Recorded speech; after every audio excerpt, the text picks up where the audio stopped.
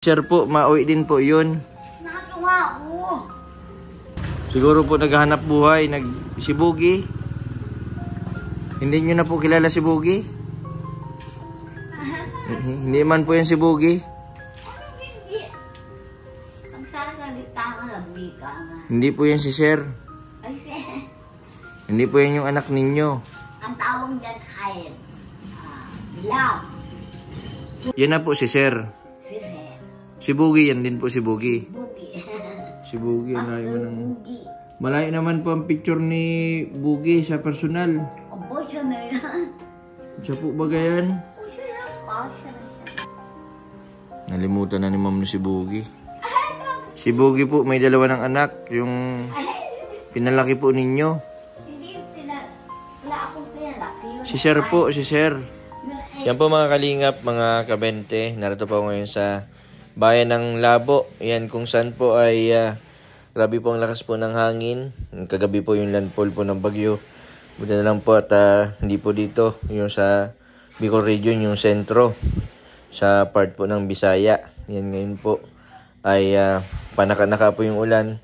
Kaso grabe po yung lakas po ng hangin. Papunta po ako ngayon kay Ma'am Luz para po bisitahin. May dala din po akong groceries para po sa kanya, para di po siya nalilipasan ng gutom. Nakakawap din po yung sitwasyon na mag-isa lang po siya sa bahay. Buti na lang po at nandiyan yung kapatid na naghahatid-hatid po ng pagkain.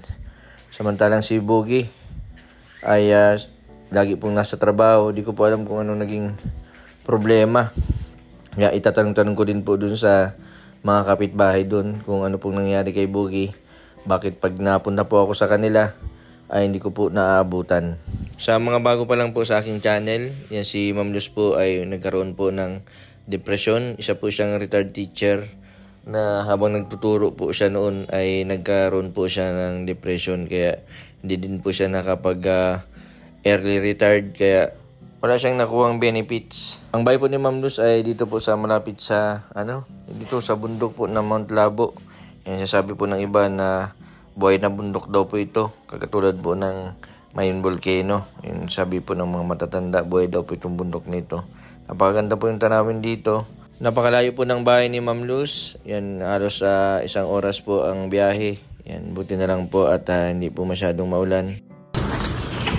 Yan po mga kalingap, nandito na po ako sa bahay po ni Ma'am Luz. Sabi, lakas po ng hangin kanina. Panaka-naka po yung ulan. Yung ibang mga bubong, grabe. Hangin lang po ay nagtitiklap. Sinaglitan ko po dito si Ma'am Luz kasi nakakaupo yung sitwasyon niya. Wala pong kasama sa bahay. Sabi ng bagyo nung nakaraan. Grabe. Sira na yung bintana. Sabi nga po nung kapitbahay yung pagbagyo daw po nasira yung bintana. Kaya si Ma'am Luz po ay nandito lang sa kwarto. Si Bugi daw po ay 6 na buwan na daw na hindi umuwi. Nakakabahala din si Ma'am Luz kasi siguro dinadala ng pagkain ng kapatid. Ma'am Luz. Ma'am Luz. Hello po. Ma'am Luz. Kumusta po kayo? Ano pong ulam nyo? ito. Sino po nagdala niyan? Si Ma'am Sean. Ay, si Nanay Shoni. 2:00 na ng hapon. Nakakain pa lang po kayo. Ma'am Luz, meron po akong dalang pagkain dyan. Pork chop.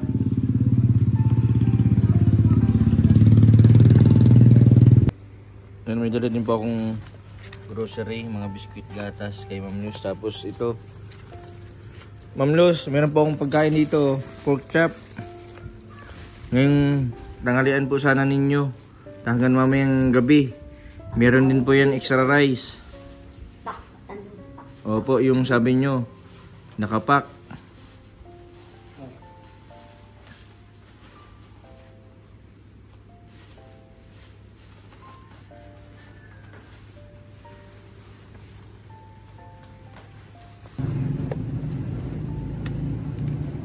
Meron po ako dala ditong grocery.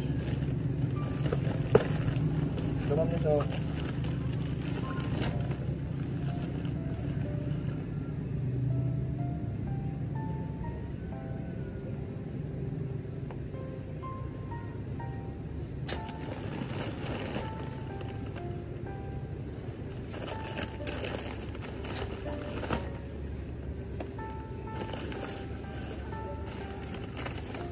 Nakapagluto po kayo dito?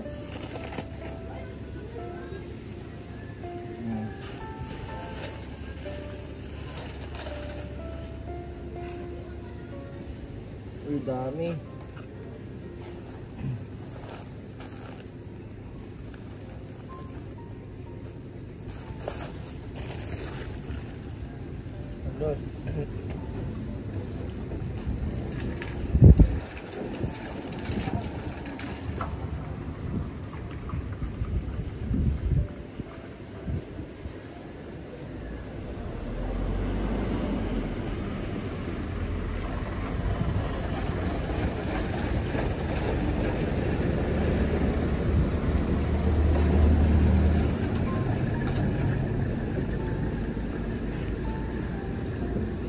Dami.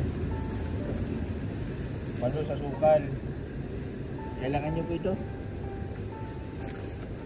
Gatas. Gatas po. Ito na Ma'am Luz. Ito pa. Ang daming pagkain si Ma'am Luz.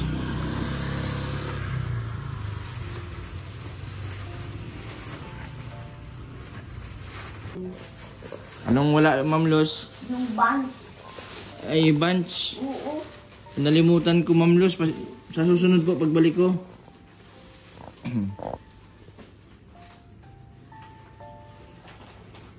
May gatas ka na po dyan, asukal.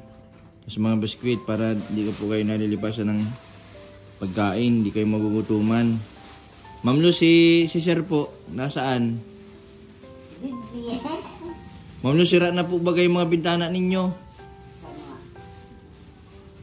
Ang magawa niya, Si Boogie po, sabi daw po nung kapitbahay ninyo. 6 na buwan na daw pong hindi nauwi. Si Sir. at wala. Matagal na daw pong hindi nauwi. Parang apat na buwan ang mag-alaw ng init.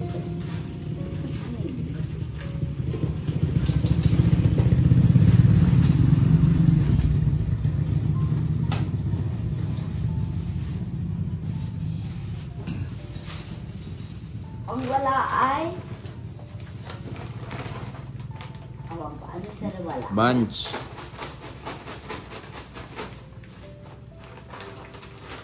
Gawa niyo ba si Ma'am Luz? Hindi na din Ang naman wala kayo. ay ano siya? Nang ano po?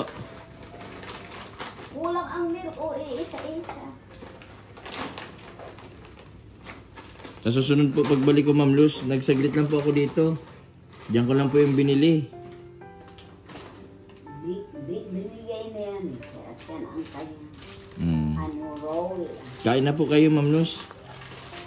May tubig po kayo dito inumin? Wala nga.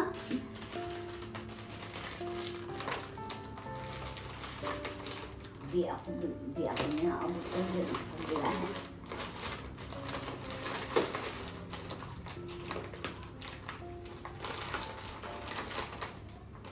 Ang ulam na yun Ma'am Luz ay ano, itlog. Masustansya naman ang itlog. Ano, Ma'am Luz? Gulay. Pagkagabi po, inahatidan ka din po dito ng pagkain, Ma'am Luz? Ang kapatid po ninyo? Ni Nanay Shuni. Yung salamat din po sa kapatid na naghatid po kay Ma'am Luz ng pagkain. Kasi si Boogie daw po pala 6 na buwan nang hindi umuwi. Simula daw po. Hindi, nayaan. Di wawala. Sabi po nung ano, nakapagsabi sa akin. Hindi nga nawa. Naalis. Same with the white. Talagang, ano, dibdiban din.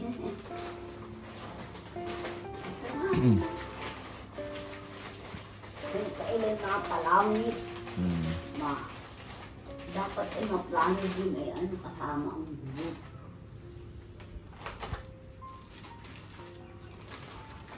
Dapat po, Ma'am Luz, may rice cooker ka dito, no? May rice. Para nakakapag ano ka, init ng tubig. May thermos ka po dito. Meron. Ay, ayan. No, ayos naman pala, may... Sino po nagbibigay ng mainit na tubig sa inyo? Ay, mapainit na kami. Kami ang naamin. Nakakalabas ka po dyan, Ma'am Luz? Nakakalabas ka po dyan, hindi? Dito lang pala ito si Ma'am Luz. Sabi pa din nung ano dito, kahit daw hindi dito pinapalabas si Ma'am Luz at kung saan daw po ito sa napunta.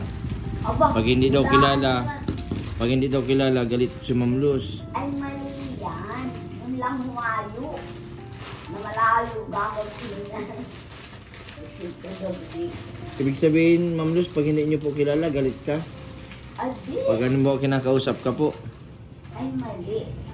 Ano, pagpagabi na, di, ano na, nakagayak na ang mga tao. Dapat, hindi tayo, paggabi. Ma'am Luz, may tatanong po pala ako sa inyo.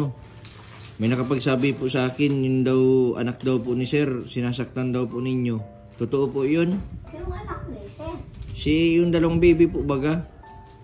Ako ba? Di ko nga rin namin. Sinasaktan daw po ninyo.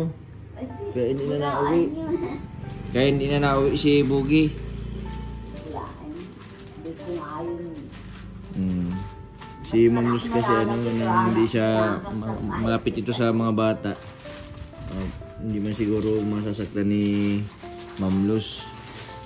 6 na buwan na daw po na hindi umuwi si Boogie. Kaya si Ma'am Luz po ay mag-isa lang dito. Inatid-atid na ng pagkain ng kapatid. Walang katutuhanan lahat yun kasi nakasama ko si Sir. Every moment, di nawawala nga. Di ibig sabihin, Ma'am Luz, napunta dito si Sir, ano lang, hangin lang, tawag dyan, gano'n, naparamdam.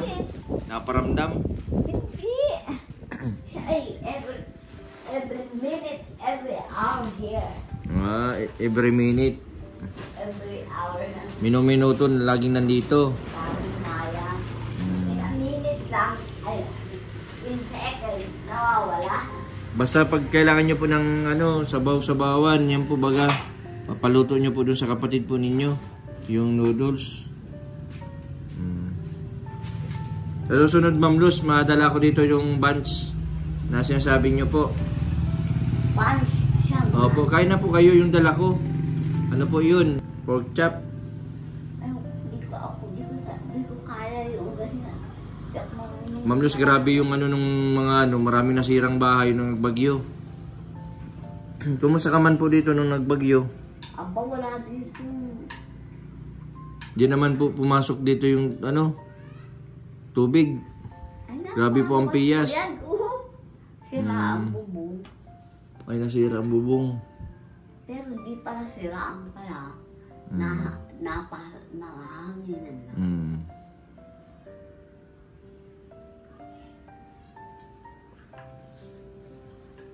Sino pa po ang ibang nabisita po sa inyo dito?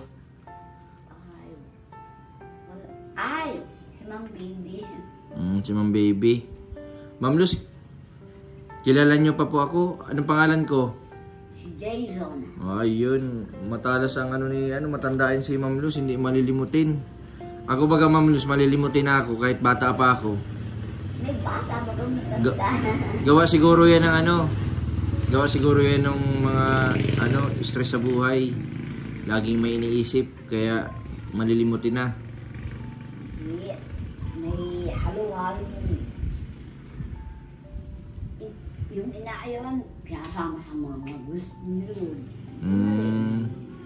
Dapat po lahat ng ginagawa yung kagustuhan ni Lord. Yun.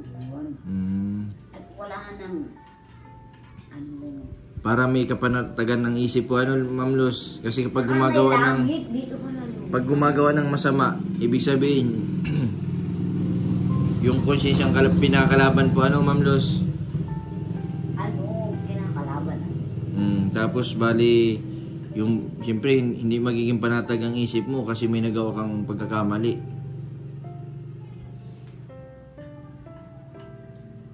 Ano naman yung benefit of being filled by the Spirit. Baptized ng Spirit. Ang doong nga benefit. E di, heaven ka pa to do the will of God. Hindi ka pagod, hindi maangan, hindi mali ang lahat. Kasi inspired ka na. Ma'am Luz, may tatanong ako sa inyo. Kapag halimbawa masamahan po, maraming ginawang masama. Tapos, isang beses lang po magdasal ng magpahingi ng tawad, papatawarin na po agad ni Lord. Hindi pa ganun. So searching. Kaya i-check mo yung nakaraan. Baka hindi lang isang kasalanan yun. Halimbawa po nga, naging ka ng kapatawaran, papatawarin ka po agad. Ay, pag may laban, kung magtatapat ka lang. Kasi gusto ni Lord na manalo ka. Hindi pa nadating ang kalaban. Ipiprepare na rin ang... Pero yung iba, Ma'am Luz, ang ginagawa nila kung kailan naghihingalo na, saka naghihingi ng tawad. Ay! Papatawarin pa kaya ni Lord o hindi na? Corrupted yun. Ano po? Kurap na nadaya. Kaya nabihira. Dapat po naghihingi ng tawad. Ano ba, malakas pa po ano? Dapat siyang padadaya. Kung magkasala, hindi lang niya alam makasalanan. Hindi lang niya alam ang kasalanan. Hindi na alam, maaaring nagtiwala lang sa tao. Tiwala sa tao. Nadaya, doon siya nadaya.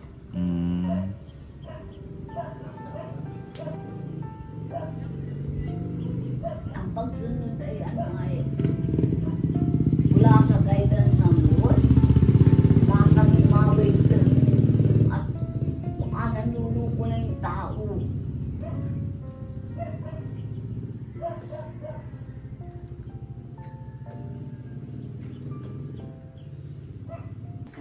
Hindi po nagkakasala.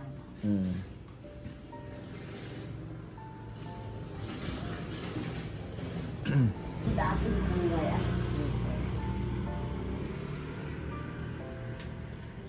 Wala, tinamdaw sa siya kung sa hindi ko kasama. Dahil nakamit. Baka po nagtrabaho na sa malayo si Sir. Hindi ba ako naintindihan? Meron nakangiti. Ay, si Sir nakangiti. Oo. Ay, ito si Sir. Ito na pala si Sir nakangiti. Yung konsyal ng bayan ng Labo. Hindi ko niyan. Mayor. Sino nga po yan? Pastor John Asmutia. Siya ang hindi lang nangarap. Puso. Wala sa kanyang puso. Dahil sa dapat tao. Pero ayaw naman nilang hayop. Hindi naman ako gawaan ng hayop. Talagang kailangan. Ma'am Luz, may gamot po ako dito. Bibigay ko po sa kapatid nyo para uminom kayo. Ano po?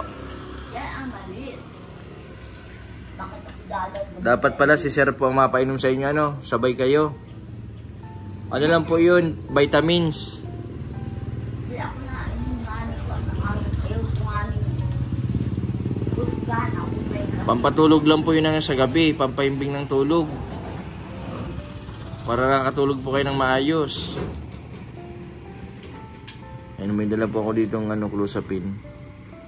Kaso, pag kay Ma'am Luz ay hindi nainom, dapat nandito si Boogie. Yan, nabalitaan ko si Boogie po yan. Nakatuon. 6 na buwan nang hindi umuwi. Ang sinatawag na Sir, ito daw. Nasa picture. Hindi yan ang... Sir. What can you make it? What does it? In time for him. Ma'am Luz, pakilala niyo po ako kay Sir. Nagtanong na ako.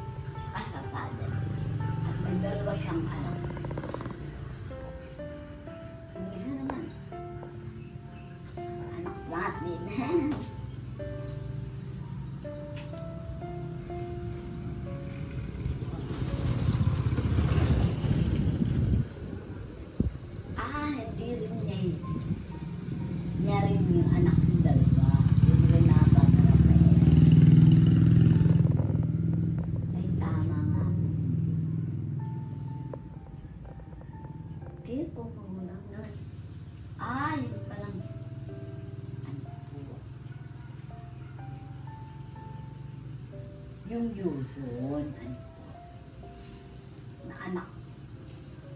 na anak ni Linda na, yung dalawa. Anak niya talaga. Na nakapiling, dalawa. Yung Linda kasi, kasama niya.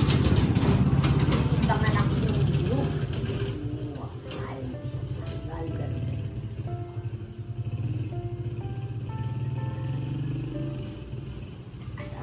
Yan po mga kalingap, mga kabente si Ma'am Luz. Yan, kinakausap po niya yung nasa picture. Ano yun? Picture? Yung Hindi nga. Gumaganap. Nagsasalita. Para maniwala ka. Ito ko nung dito. Nagsasalita. po. Yan mo ito ko nung Opo, nagsasalita. gusto ko nga. Kaya kami yung kaya kami ba? Kung nagtuturo ng ipagkakasala. Tolerance.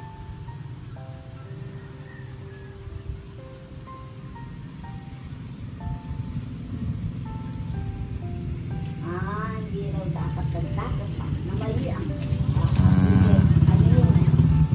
Hindi. Nakakawa si Ma'am Luz. Bumalik na naman po sa dati. Ayun na buwan na pong hindi umuwi si Boogie. Meron din pong pinapunta po ako dati dito, na iwan po ako ng gamot para mapainom si Ma'am Luz ng gamot. Kaso si Boogie lang po ang nakakapainom kay Ma'am Luz. Kaya siguro sa tagal po nang hindi umuwi si Boogie, hindi ko din alam yung punasan po siya. At sabi lang po dito sa unahan ay si Boogie po ay halos 6 na buwan nang hindi umuwi. Nakakawa yung sitwasyon ni Ma'am Luz kasi bumalik naman sa dati. Yung kausap niya yung nasa picture. Ay, palangit na yan. Ma'am Luz, ingat-ingat ka po dito ha. At may bagyo po tayo. Ilak po ninyo yung bintana. Wala man sinabi. Basta po mataas po yung paniniwalaan nyo sa Diyos. Gagabayan po kayo, ano, Ma'am Luz? Dapat. Lord, alam mo lang.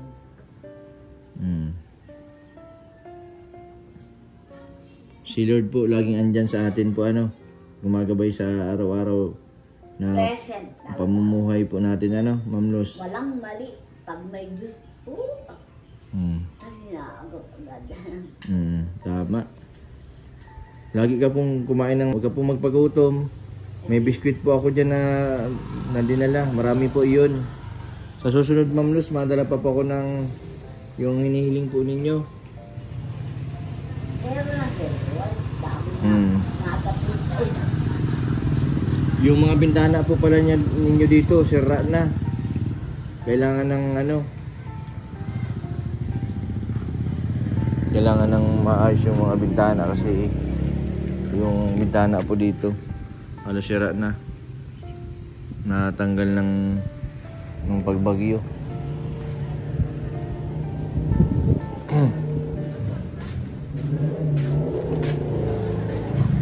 Pinasok ko na po yung bahay.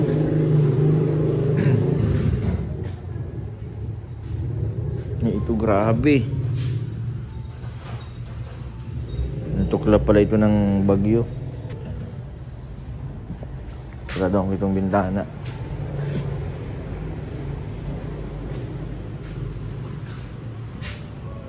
Matagal na po pala na hindi na umuwi dito si Boogie.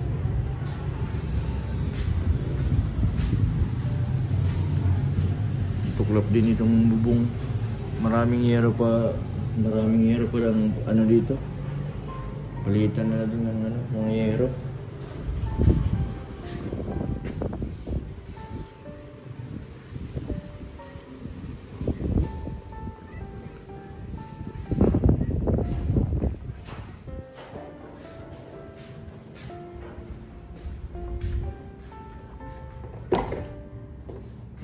Wala na din gamit dito si Boogie.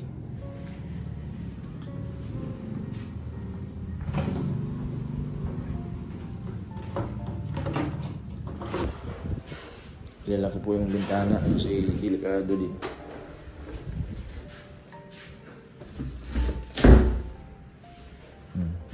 lang po ang problema nito.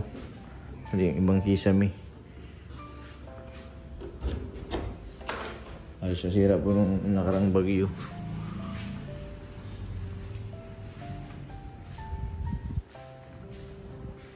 Pakabalik na din po ako sa dait. Sana may tumulong kay Ma'am Luz. Pasensya na po kayo kasi nung mga nakaraan po, yung budget ko po sa pagbablog na ibigay ko din sa mga tinutulungan kong nangailangan ng hero. And sa mga sponsor po ni Kalinga Prab, ni Kuya Bal, sana mabigyan po natin tulong si Ma'am Luz kahit lang pang hero. Para malagyan itong hero. Tapos yung bintana.